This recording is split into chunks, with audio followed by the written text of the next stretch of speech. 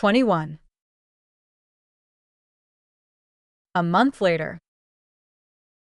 At this time, Sophia and Daniel, under the active encouragement of their parents, finally moved in together despite being fed up with each other, calling it laying a solid foundation for their future married life. But the reality was that Daniel reminded Sophia every day not to bring escorts home. Sophia, who had been bribed with money, couldn't explain that she did it on purpose to disgust him. She could only blush and retort self-deprecatingly, "You too." "Don't worry, Daniel. I am pure and innocent. I conduct myself properly."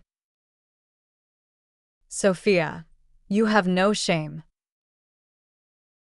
Although they lived under the same roof, they actually had few opportunities to meet because the busy CEO Daniel was really busy and always left early and came back late. Sophia was happy to have some peace and quiet. She used Daniel's black card to sign up for several interest classes, such as harmonica lessons, improvisational comedy workshops, and yo-yo club. She was determined to contribute her own efforts to having quirky hobbies. Sophia was happy to be busy, but Daniel, sitting in the CEO's office, was deeply confused when he looked at the billing information on his phone. This woman was indeed different. 22. Daniel got off work early that day and arrived home around 8:30, and Sophia was not there. When he finished showering and went downstairs, there was still no other movement in the villa. Daniel thought for a while and decided not to call her. Instead, he moved the laptop from the study and sat on the living room sofa to work. The financial news was playing on TV, and Daniel was concentrating. Time passed quietly, and before he knew it, it was 11 o'clock. Daniel lowered his glasses from his nose and rubbed the back of his neck wearily. He stood up and went to the kitchen island to pour a glass of milk. Just as he pulled out his phone to call Sophia, he heard a noise coming from the entrance. Sophia changed her shoes and walked in. "Huh? You're here. Just got off work?" "Yeah." The denial turned into an affirmation after a few seconds. Daniel poured another glass of milk. "How about you? Why are you back so late?" "This afternoon, I went to the nursing home with the club president to give a performance." Sophia drank her milk in one gulp. She patted the harmonica beside her and said with a smile, "How about I play a song for you?" "Daniel, that won't be necessary." 23. Sophia was so tired that she could not remember what Daniel said to her later. She took a shower in a daze and had a good dream until noon the next day. Sophia yawned deeply and reached for her phone with sleepy eyes. She pressed the button for a long time, but got no response. Then she realized the phone seemed to be dead. She crawled to the end of the bed and plugged in the charger.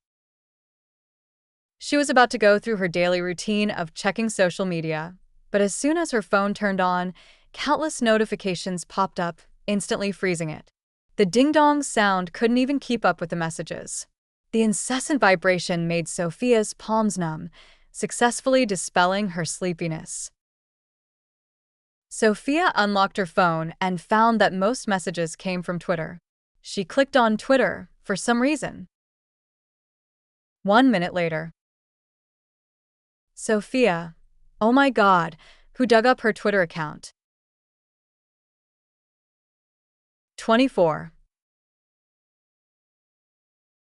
The incident dated back to 3 hours ago, when the head of PR of the White Group received an order directly from Michael White and completed the task with great trepidation. The task was to use the group's official Twitter account to repost the tweet announcing Daniel and Sophia's engagement from 3 months ago and attach the following text. At White Group, happy 1-month cohabitation anniversary. At Daniel White at have you read any bodice rippers today? It was this extremely cringeworthy post that exposed Sophia. Netizens who had long been wondering who Sophia Wilson was were like wolves that smelled blood. They rushed in and completely blew up Sophia's Twitter account. Sophia was stunned. She had no idea how her silly account was exposed. Her posts, which usually received no more than 10 likes, now had over 10,000 comments. Especially Sophia's latest post at "Have you read any bodice rippers today? After learning harmonica for a week, I feel like I have completely mastered its essence. The teacher also praised me and said after listening to my music, he will no longer have kidney deficiency. /shy received the most comments. Sophia hesitated for 2 seconds before clicking on the comments. She saw the first comment was from a verified account with a female profile picture. It said, "That harmonica thing is hilarious. She's just a weirdo. Is she worthy of Daniel White? Is she worthy?" After reading this, there was no need to read on. The attitude of netizens under a tweet can often be understood by looking at the top comment. Well, this verified comment had 156K likes. Sophia didn't even frown. She put down her phone and got up to wash up. 25. By the time Daniel found out about his company's actions, it was already 2 o'clock in the afternoon. Daniel was holding a quarterly report meeting. The huge conference room was filled with heads of various departments. He asked about the business of each department as usual. When it was the PR department's turn, everyone from the director to the staff sat upright and looked very serious. Daniel sensed something was wrong and frowned. "Speak." So the head of PR told the whole story from beginning to end, and then fell into endless trembling. Departments said nothing. The boss was emitting low pressure, and the people below didn't dare to breathe. Daniel suppressed his anger and opened Sophia's Twitter. The more he looked, the worse his expression became. Daniel, a Costa critic, then went online. "Why isn't PR doing anything? Have you not noticed all the filth online? Do I need to buy you a pair of reading glasses?" The head of PR replied aggrievedly, It's the chairman who forbade us from doing PR. He said. He spoke like he was squeezing toothpaste, and Daniel got impatient. "What?" "He just wants you to see it," the PR director whispered. "He wants you to feel bad for Ms. Wilson." Daniel said nothing. After a strange silence, some people in the conference room couldn't help but laugh out loud. 26. 2 minutes later, Michael White, who was playing golf, received a text from Daniel. "Dad, am I really your biological son?" Michael White. 27. Daniel finished the meeting quickly with a stern face. After everyone had left, he lay back in his swivel chair, somewhat tired. The sun was shining brightly outside the window, and Daniel squinted for a while. It took him a long time to take out his cell phone and call Sophia. To find out what this always unexpected woman was doing, Daniel made a video call. The call took a while to be answered, and Daniel almost thought Sophia was on her way with a knife. Sophia smiled and said, "Why did you think of calling me? What's up?" Daniel coughed uncomfortably. "Nothing, just wanted to ask what you were doing." Hearing this, Sophia turned the phone to a different angle.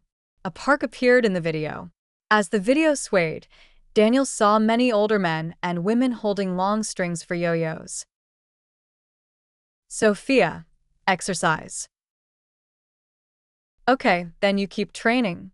Sophia felt a little tired holding the phone, so she lowered her arm.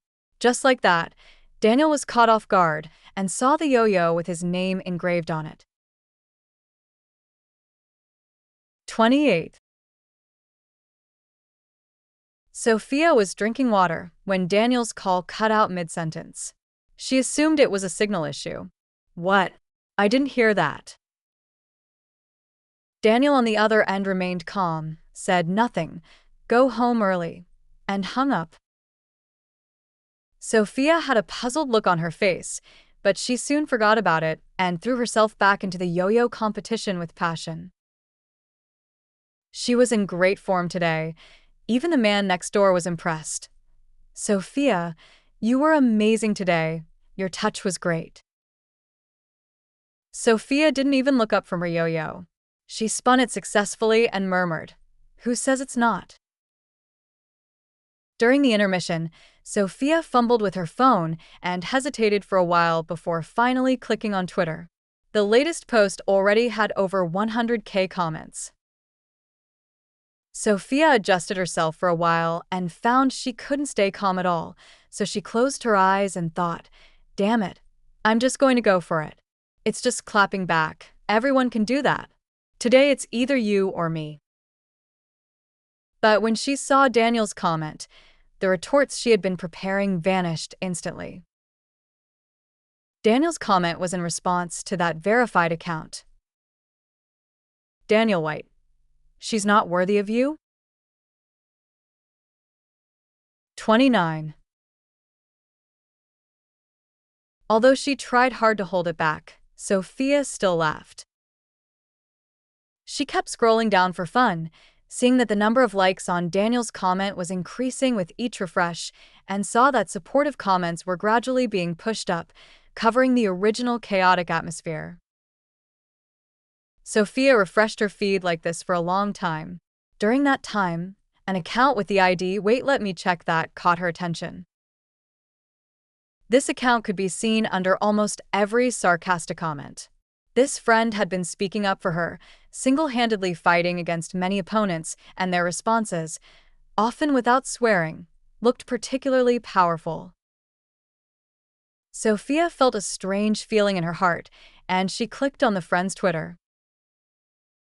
Then she saw this post. Wait, let me check that. My granddaughter-in-law gave these to me.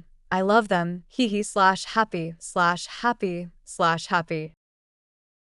The accompanying picture was a photo of 2 boxes of cheesy romance novels. Even though she had a premonition, Sophia still laughed until she cried when she saw the photo. Oh, these 2 people are really 30.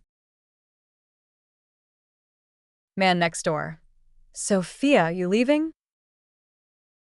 Sophia said, skipping around as she packed her things. "Yeah." The man next door said, "It's still early, not even 5 o'clock yet." Sophia threw her bag over her shoulder, waved, and smiled. "I'm in a hurry. I need to have dinner with my boyfriend." She said, "I'm afraid if it's any later he'll be asked out by someone else."